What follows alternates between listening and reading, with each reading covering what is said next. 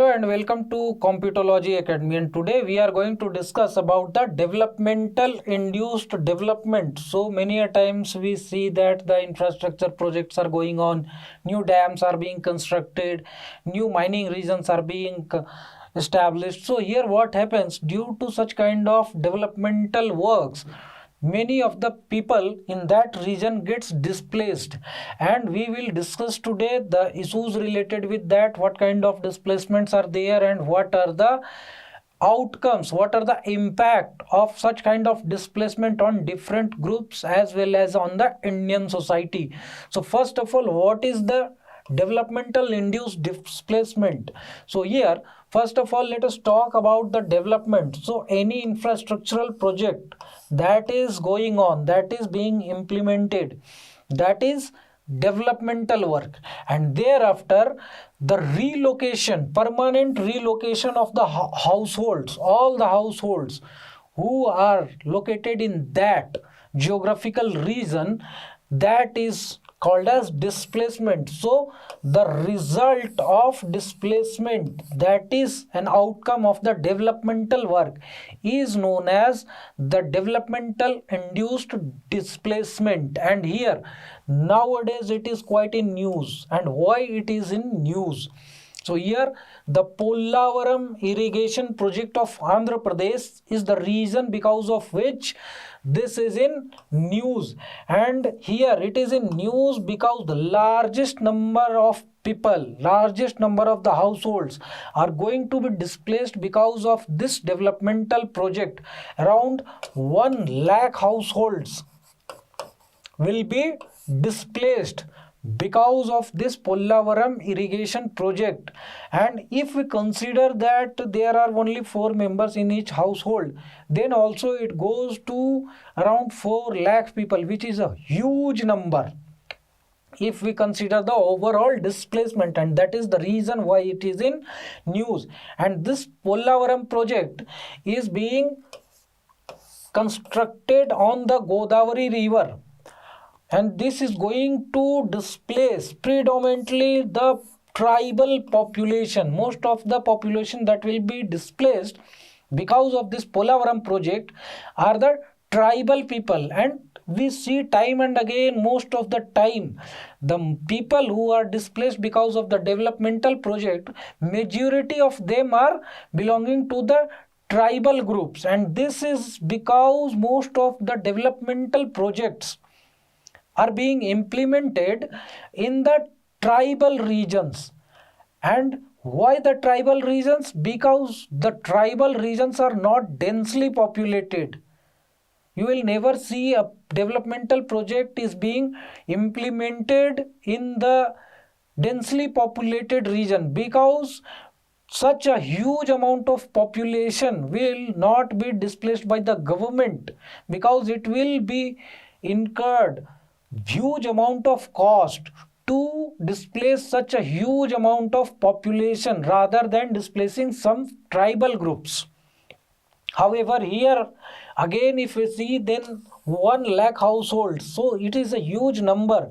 But if we consider the overall size of the project, then we will find that per square kilometer displacement number is very less in comparison to the densely populated regions, and that is why it is being implemented in this tribal regions. So if you see the diagram, then this orange color shaded region is the region which will be submerged due to this Polavaram irrigation project, due to the construction of a barrage. And that barrage is the Dholeswaram barrage that will be constructed on river Godavari, and it is a lift irrigation process from here, the Polavaram region, that is in the Rajamundry district. And here the water will be lifted and that will be transferred to the Krishna river. And here again there is a barrage, that is Prakasham barrage in the Vijayawada district. And here there is a canal that is being constructed from Pattasima to this ferry village, and here it is of 174 kilometer length that will transfer the water to the Krishna river. And because of all this project, first of all, the tribal people who are living in this tri-junction region of three states, that is Odisha, Chhattisgarh and Andhra Pradesh, they will be displaced, and they will be displaced because of the submergence of this tract of land due to the impounding of the water behind this Dholeswaram barrage.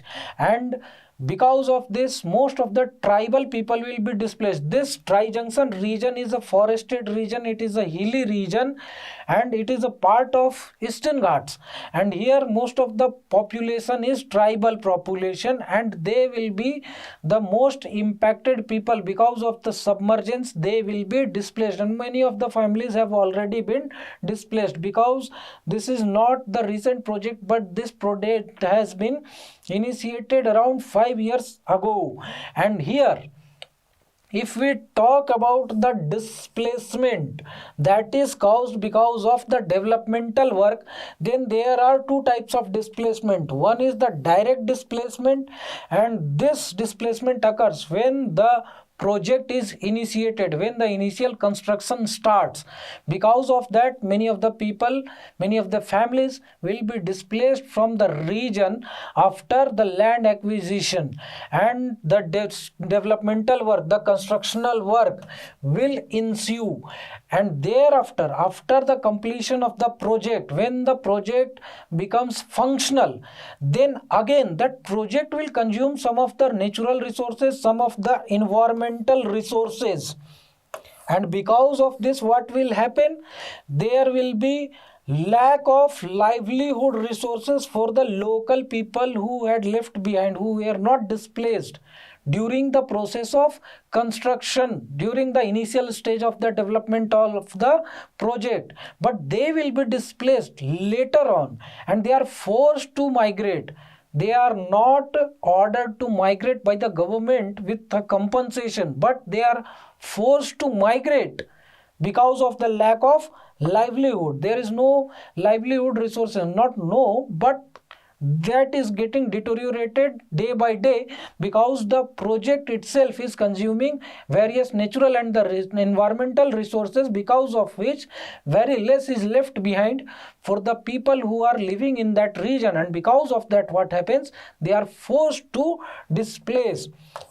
So it happens after the project comes into function, it becomes functional, and this is called as the indirect displacement. That is not directly being ordered by the government, and that is not directly being caused while the project was being commissioned, but after it becomes functional, thereafter such kind of displacement happens. So if we talk about the situation in India, then here in India in last 50 years around 50 million people have been displaced because of the establishment, because of the erection and construction of various developmental projects, and mainly because of large size dams or the mining regions.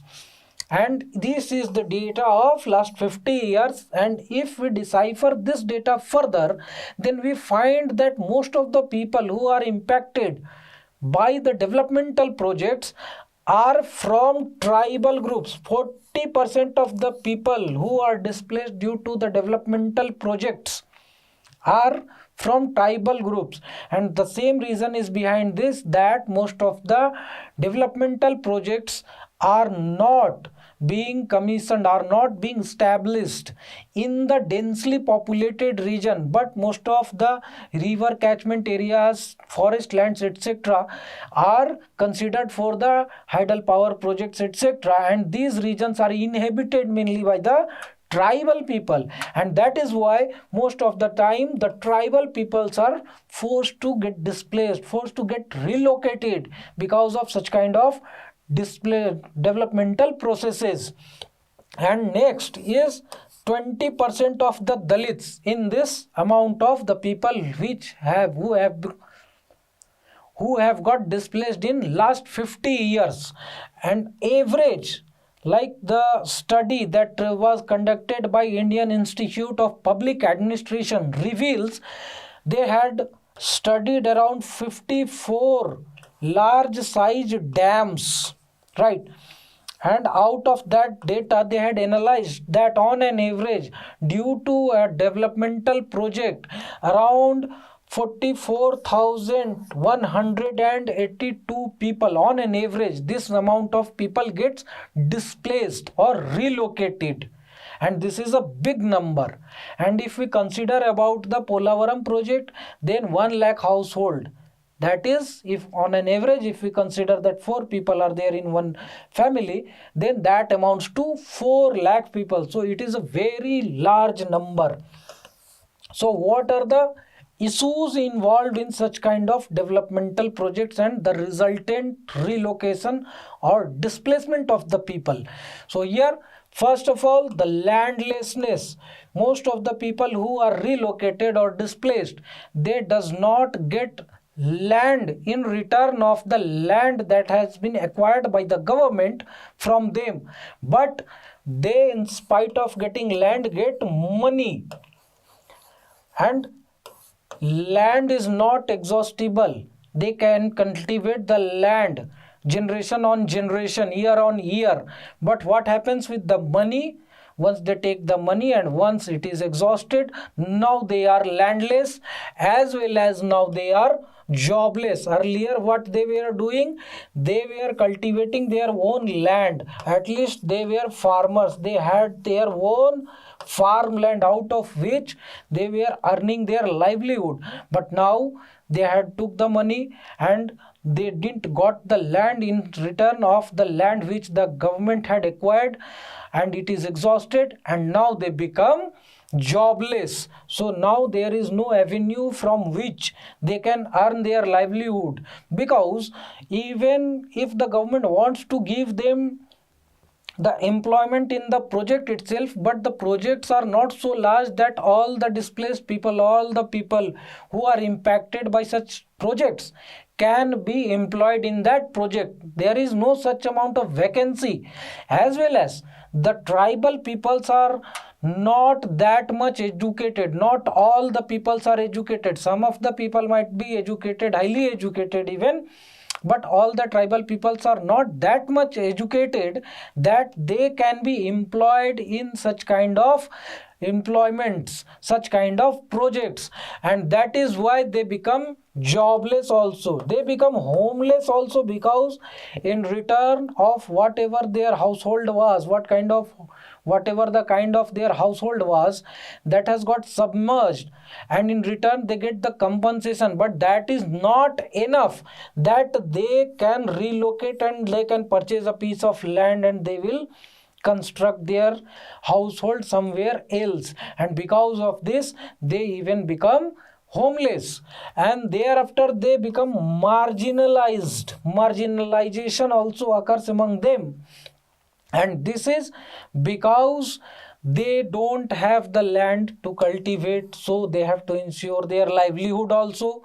They have now become jobless, they have become homeless, so they fall into the poverty. They become poor and they fall below the poverty line, and because of this they get marginalized. Thereafter there is no food security also. They struggle to ensure that they get the adequate amount of food, the adequate amount of nutritious food, and the causes are same, because now they don't have the land to cultivate, they don't have the job to earn money, so from where they will ensure their food security? As well as there is requirement of huge amount of paperwork also to get the food grains from the PDS also, and not all the food grains, everything which is needed to prepare the food is provided from the PDS. Only the grains will be provided, and rest of the thing they have to ensure that they should arrange by themselves, and here it becomes problematic for them. And because of all these problems they are stressed, they fall into poverty, they suffer through morbidity. Various morbidities are among them. They feel like they are not getting adequate amount of nutritious food, and because of that nutrient deficiency is there, and because of that they are going through various diseases, and because of such kind of situation there is high mortality rate among the people who get displaced because of such large developmental projects. And next is social disintegration. Like if a tribal village is there, then the tribal village are very closely knit people. The residents of that village are very closely knit people. They are relatives among themselves. They know each and every person. And when they are relocated, then the whole village is not relocated at the same place. And because of this, what happens? Some of the people migrate to different regions. Some of the people are located to different region. So their tribal fabric gets disintegrated. The tribal fabric gets destroyed. And now wherever they are relocated, wherever they are resettled, they don't know the people very well in that region. They don't find it that they have the common cultural aspects, common food habits, common dressing styles, and because of that they are disconnected from the new society, and this causes the social disintegration of such people.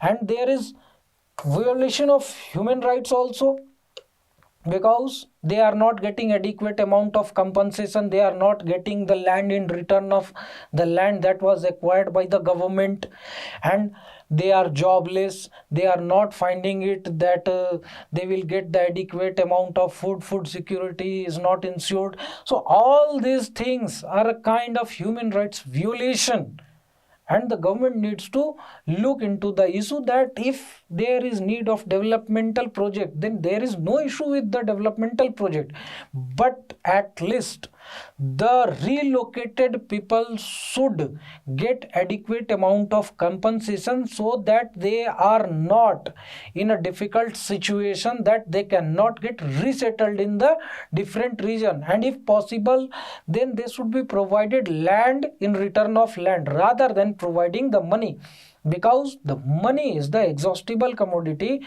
while the land is the commodity which is inexhaustible, and they can cultivate it generation on generation, and that will ensure the security of their future generation also.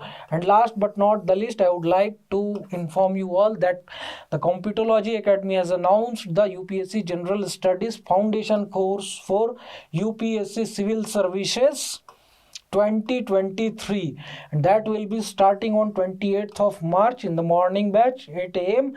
and here you will get through the pre-comes mains complete syllabus. This is an offline batch. Here the printed handout material will also be provided, personal mentoring will also be provided, and for further details you can get in touch with us on this WhatsApp and mobile number, or you can get in touch with this landline number also, and the mail ID is provided in the description below, as well as some of the details have been provided on our website also. Here you can register by your own on our website.